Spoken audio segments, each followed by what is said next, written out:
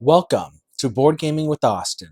Today I'm going to be doing a quick gameplay video on this board game Skytopia in Circle of Time by Roast and Toast Games. It is for 2 to 4 players. It plays in about 40 to 60 minutes and it's for ages 14 and up. This is a beautiful game. I've done other review video. I did a review video on this and then a how to play detailed rules video. Now I want to do something unique. I haven't had good experience because I don't have people who can play this game with me, but I want to provide different uh, views of how to play a game for people who might have trouble, especially if a game doesn't have many videos on it. I've had situations where I started playing a game and I was like, how on earth am I doing this right? It doesn't seem like it makes sense. Like there's like nothing to do at the very beginning of this game, and then it ramps up. Not necessarily this game, but other games. So I want to give a quick video where I don't do any strategy and I don't do a long video of playing the entire game. I'm going to do videos. I'm going to try this video where I do everything that you can do in the game so that you can see the very complex situations where things are actually put into play and not just read in reviews or the rule book. So I'm going to go through the rule book real quick. I already kind of set it up, so please bear in there with me. I did everything that I needed to. You're going to get these out of here. Those aren't important. You're going to create the bank of the money. You place one of your golem on the color of the top tower that matches your golem in the top row. All right. So the purpose of this game, I just want to say this real quick. The goal of the game, each player is the leader of a floating city of Skytopia. Your goal is to earn as many prestigious points as possible, proving that your city is worthy to be the next capital of the sky. There are 3 main ways to earn prestige points. By activating tower cards in your city during the game, by earning the respect of the guild masters, by conserving your wealth in your pool of money.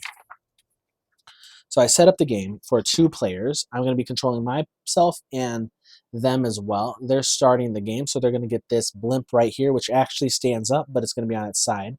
Like I said in my other video, these player aids don't really help too much because they're missing a couple points. So during phase 1, you're going to finish projects if you can. For the first couple turns, you're not finishing projects. Then you activate those towers on your islands. It doesn't say that here, I believe. Oh, it does. But you send your golem to work, and it says it's a required action, but it doesn't say you activate your cards once they do go to work.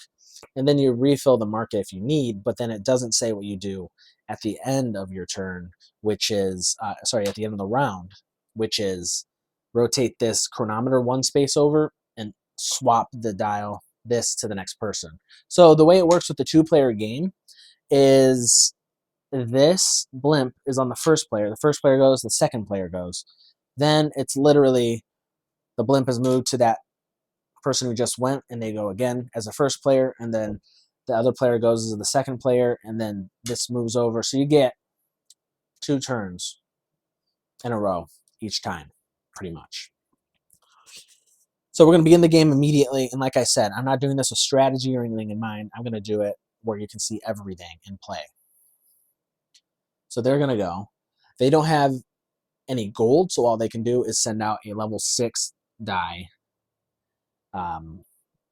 This is the finish the projects phase. The tower chronometer here is at 1. So no one has any projects they can be finishing for the first several phases. So what they can do is they can send out level 6 die.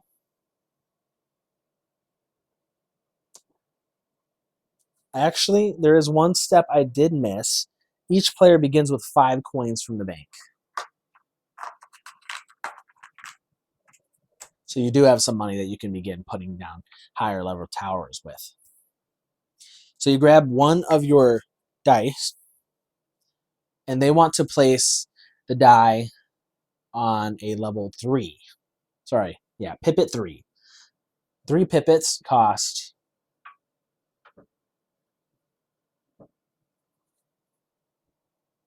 Oh, 3 pipits cost 6 gold. So we're going to do a 4. 4 pipits cost 3 gold. So we're going to place that on, let's see, this tower. Turn 1. So as soon as I place it there, phase 1 was finish projects and activate cards if you did. Phase 2 is send out your golem and then activate that card if you sent it out. I sent it out, so it cost me 3 gold. I'm going to get my 2 gold back. As soon as you paid it, you do the second step of phase 2, which is activate that card. You're going to turn 1 of your dice up to 2 steps towards the construction symbol. So right now the construction is at 1, so I have to work my dice toward 1. So I have a 5, so I can go 4, 3. You can choose any die as long as it's not on that card. So I chose this one. All that does is move its dice. You don't activate that card. Now it's the end of their turn because there's no market cards that need to be refilled, which is phase 3. It's not the end of the round, which is phase 4 technically. So now it's my turn. I'm going to take one of my dice and I'm going to do, let's see, I'm going to do this one. And I'm going to set it at pipit 4, which is still 3 gold. So pipit 4 goes down. I skipped phase 1 because that's building, completing construction, and there is no constructions to be complete. So I went to phase 2, which is sending out a golem. I have to pay for that golem, which is 3 gold. So I get 2 gold back. Since I paid for it, I'm still on phase 2. You activate this card. Move your golem, your dice, to another card without activating that card. So I can't do it to this die because this is the die I just placed and this is the card ability that I just activated. So I'm going to grab this die here and I'm going to place it on this one over here. So this die, this card, tower card, now has a 3 pip facing up and a 5 pip. They're allowed to have multiple pips, technically up to 6 die per card, because you're not allowed to have the same pips on the same card. All right, so it is now the end of my turn because there's no market to refill for phase 3. So now we move to phase 4, which is at the end of the round. So we move this blimp to me. I am now first player again. And you move the chronometer 1 step to the right. So now pipit 2 is completely constructed buildings. So now I'm first player again. They're check to see if any golems have completed their construction projects for phase 1. There isn't any, so you skip the second step, which is activating towers on your island. I go to phase 2, which is sending out a golem. I have only 2 gold, so I want to get some gold. So we're going to go to this card right here. I'm going to send out a 6 pipit die because the 6 pipit here is on 1 gold. So I'm going to send that to this tower card right here. Now, it has what appears to be 2 abilities on that card, but it's actually 2 things that you have to do if you decide to do those abilities. If you don't decide to do those abilities, then you don't do any of it. So it says all players get 1 gold, which means all players have to get 1 gold if you want to do the second part of it, which is get 2 victory points. So you get 2 victory points and you immediately track it on the tracker up here. All right. Now, throughout the game, you want to be paying attention. You get victory points from these towers immediately. You get victory points for having enough gold at the end of the game to give you some. And then you get victory points from these guild members, masters here. So you want to read these off. This is Engineers Guild. For each pair of red and purple cards, you get 3 victory points. The Aeronauts Guild says you get 3 victory points for each different symbol, coat of arms, in your blue castle. So specifically on the blue castle, you get 3 victory points for each different unique symbol there. And then this is the Priest Guild. It says for each tower card with the symbol of the owl on it, you get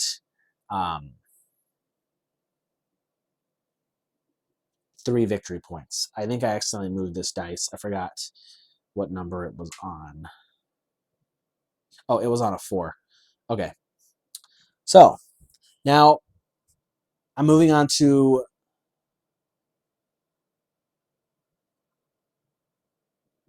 the third phase, which is refill the market. There's no market to refill, so it moves on to the second player. They are going to use their 3 gold and put a 5 down on something.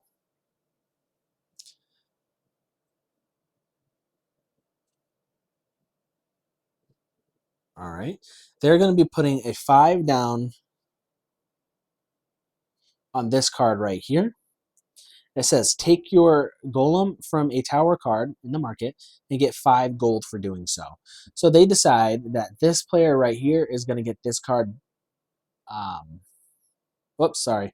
They decide that they're going to take this die right here. They take that back to their supply, and if they do so, they get 5 gold. Remember, you can't just do part of those abilities. You have to do all of the abilities. So now they move on to the third phase,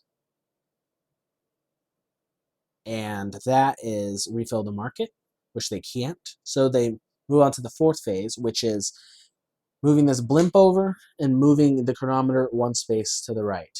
Now they begin as a first player. They see whether they have any towers that have been constructed during their first phase. This pipet is 3 facing up, which is matching the construction symbol here. So they take this card and add it to their tower. So first they grab their die and put it back on their table, and they don't get any gold or anything for that. The other players take their die back and get 3 gold per die return. So I got 3 gold here. Now that player takes this card and places it on their tower. It's the only tower that they completed. So they look at the foundation ability. For step 2 of phase 1 is activate your towers now of the cards that you just placed. The towers of the cards that you just placed. So I don't activate these towers, just that tower because I placed a card this turn. It says activate 1 tower card with an owl symbol on your island.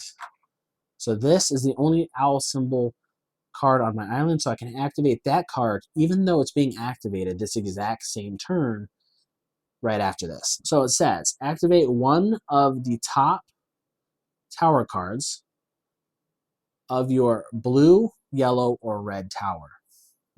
Unfortunately, my other towers don't have any cards, let alone a top card. So I don't use that ability. And then now I activate that card's ability, which we just found out what it was, and it doesn't activate. So unfortunately, in this situation, it doesn't activate.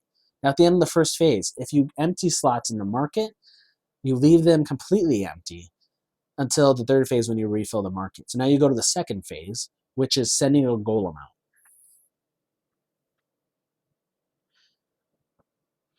All right. So one of the cards, I don't know if it's going to pop up, so I want to mention it now. One of the cards says, activate one of the cards, other colored cards in this line. You can do that whether it's in the market or it's on your tower. If it's on your tower, it has, and it's the second card. You have to activate another tower that's the second card, not the first or the third card. If it's in the market, you activate one of the other colored cards in that same row. So this one says get 1 victory point. They're going to send out a free die to that spot. There's 2 pipets on the $0 cost, so you take a 2 pipet and place it on this card. Then the second step of the second phase is once they place the golem, they activate that card, they get 1 victory point. All right, now phase 3 is they refill the market. So you grab 1 of the colors that this row is missing and place it down, or pretty much the color of the card that you just took. But if you're taking multiple cards, it might confuse you. There will always be 1 of each color in each row. Now they're focusing on this card that says get owls. All right, so now it's my turn, and I'm going to be taking all my gold here and wasting all of it. I got 6 gold, so I can place a 5 pipit down. I'm going to place it down on this card here, face up. So I use 6 gold. I'm broke now. And I activate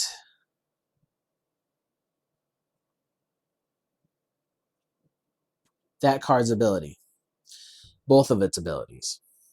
Just so you know, I skipped my first phase again because I don't have any construction rebuilt. So second phase is setting out a golem. The second part of second phase is all players get 1 gold. And then I get to activate 1 blue tower card, yellow tower card, or red tower card, not purple because I'm on purple, that's located in the same line as this tower card. So again, that was what I explained just now. This tower, these 3 tower cards, or if it was here on your island and it was activated, it would be in that line of that tower. So I decide that I'm going to do this card, activate this card's ability right here. This card's ability says turn 1 of your dice up to 2 steps towards being constructed, which is die 3. Because I'm activating this card's ability, I can affect this card dice, or this card dice, but not this. Even though this card's ability is what activated this card is the one that can't affect its own dice. That rule says you can't affect the card's ability can't affect the dice on that card. So I'm going to change the pipits of the dice that I just placed. So I'm going to go from 5 to 3. That's how you change dice that you just placed down, by doing that combo right there.